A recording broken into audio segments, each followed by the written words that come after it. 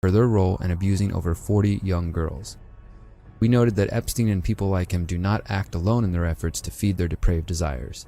In Epstein's case, he had an inner circle of people who helped him acquire young girls.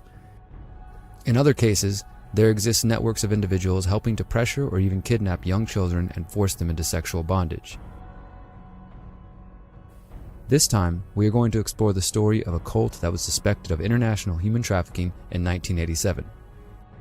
The Finders cult was a young group of men, women, and children who claimed to be nothing more than former hippies living an alternative lifestyle and practicing alternative parenting.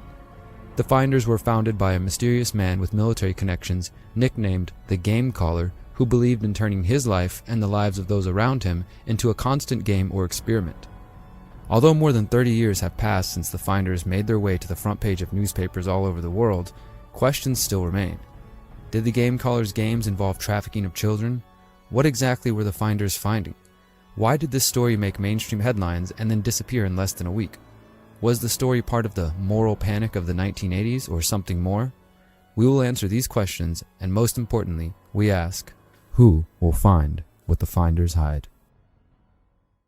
As we examine the story of the Finders cult, I would like to make all of our viewers aware that everything in this film is documented and can be confirmed by looking at our transcript and sources. This story deals with accusations of satanic activity, child trafficking, and intelligence operations. We take these claims seriously and went to great lengths to confirm the information we are about to present to you. On a chilly February morning in 1987, an anonymous caller tells the Tallahassee Police Department that two well-dressed men are at a local park with 6 kids and a blue van. The children are described as looking disheveled with potential signs of abuse. Tallahassee police arrive and question Douglas E. Ammerman and Michael Houlihan. The two men say they are taking the kids to a school for brilliant children in Mexico.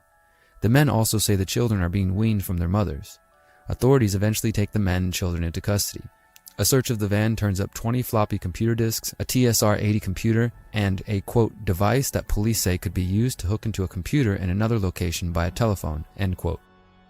Immediately, it becomes